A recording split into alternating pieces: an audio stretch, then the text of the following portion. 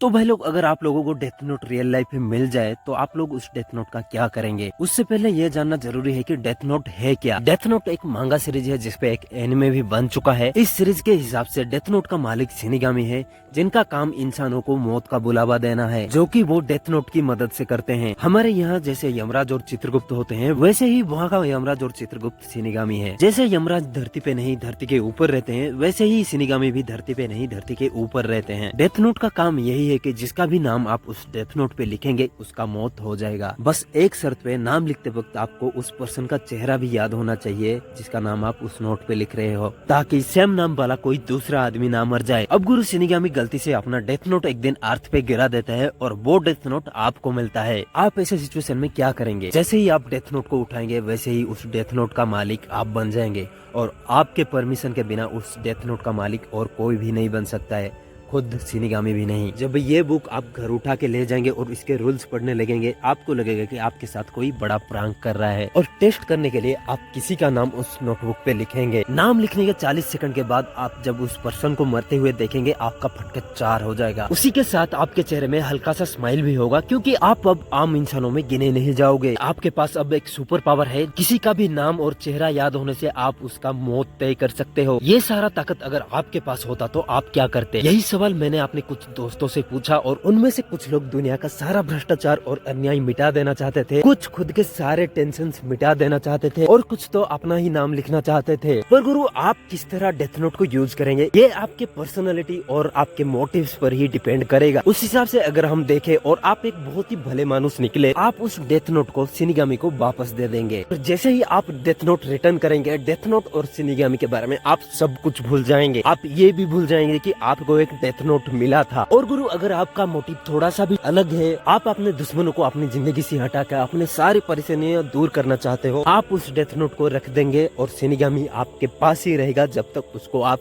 Death note return नहीं कर देते। उसके बाद आप धीरे धीरे एक एक करके अपने दुश्मनों का नाम उस डेथ नोट पे लिखेंगे। आपके दुश्मनों की संख्या कम हो जाएगा। सोसाइटी में ये बात फैल जाएगा कि आपसे दुश्मनी करने का नतीजा बहुत ही डेंजरस है। जो भी आपसे दुश्मनी करना चाहेगा उसका आपके बारे में सोच के ही फटके 4 हो जाएगा, और पुलिस को भी ज्यादा टाइम नहीं लगेगा आपको ढूंढ निकालने में। आपको आपके डेथ नोट से अलग कर दिया जाएगा। प्रोबेबली वो डेथ नोट शिनिगामी को रिटर्न भी दिया जाएगा, और आपको इतने सारे लोगों को मारने के जुर्म में बहुत ही खतरनाक जेल में रखा जाएगा, और आपकी कहानी यहीं पे खत्म। डेथ नोट को आप कैसे यूज करेंगे ये आपके पर्सनालिटी के ऊपर पूरा डिपेंड करेगा, ये हम लोग जानते हैं। और उसके हिसाब से अगर आपका पर्सनालिटी बहुत ही अच्छा हुआ, आप खुद के बारे में छोड़ के पूरा दुनिया के बारे में सोच के इस दुनिया को भ्रष्टाचार और अन्याय से मुक्त करवाना चाहेंगे, तो आपको बहुत ही इंटेलिजेंट होना पड़ेगा, क्योंकि जो काम आपने चुना है उसके लिए बहुत ही दिमाग की जरूरत है। जैसे डेथ नोट सीरीज में लाइट यागामी का दिमाग होता है, आप अपने दिमाग को खुद को पुलिस और कानून से बचाने के लिए यूज करेंगे। फिर आपके लाइफ में वही सारे इवेंट्स होंगे जो कि लाइट यागामी के लाइफ में होता है। आप धीरे धीरे करके कई सारे क्रिमिनल्स का नाम उस डेथ नोट पे लिखेंगे और उनको खत्म भी कर देंगे। फिर पुलिस को शक होगा कि ये सारे डेथ्स नेचुरल डेथ नहीं है, इनके पीछे किसी एक मास्टरमाइंड का हाथ है। जैसे ही पुलिस लोगों को पता चलेगा कि इसके पीछे एक मास्टरमाइंड है, सारे पुलिस के साथ कुछ इन्वेस्टिगेशन स्क्वाड और सरकार की कुछ इंटेलिजेंस स्क्वाड आपके पीछे लग जाएंगे। क्योंकि गुरु, आप जिनका नाम डेथ नोट पे लिख रहे हो वो लोग या तो क्रिमिनल है या तो करप्शन करने वाले हैं, और उनके गुनाहों के लिए सजा देने के लिए सारे देश के पास अलग अलग नियम और कानून है। कौन सा गुनाह के लिए कौन सा सजा देना है ये सोसाइटी पहले से ही डिसाइड करके रखा है। आप उन क्रिमिनल्स का जजमेंट खुद के हाथ पे लेके उस सोसाइटी का नियम तोड़ के खुद को उस सोसाइटी से और उस सोसाइटी के बनाए हुए नियम से ऊपर मानते हो, और ये कैट एंड माउस का चेस तब तक चलेगा जब तक आप पकड़े नहीं जाते। तो गुरु, इस पूरे कहानी का सारांश यही निकल के आता है कि जब तक आप डेथ नोट शिनिगामी को वापस नहीं देते तब तक आप चैन की सांस नहीं ले सकते। डेथ नोट को तो आप आपके पर्सनालिटी और मोटिव के हिसाब से यूज करेंगे, लेकिन अगर आप किसी का भी नाम उस डेथ नोट पे लिखेंगे तो आपका कहानी का अंत जेल में ही होगा। भले ही आपने उस डेथ नोट पे सारे क्रिमिनल्स के ही नाम लिखा हो, आप भी आखिर में एक क्रिमिनल ही बन जाओगे। आप कितने ही इंटेलिजेंट क्यों ना हो, लेकिन आपके ऊपर कानून नाम का एक लंबा हाथ है जो कि आपको जैसे भी करके पकड़ ही लेगा। आज के वीडियो में बस इतना ही, आगे मिलेंगे अगले वीडियो में। वीडियो थोड़ा सा भी पसंद आया तो वीडियो को लाइक और चैनल को सब्सक्राइब जरूर कर देना।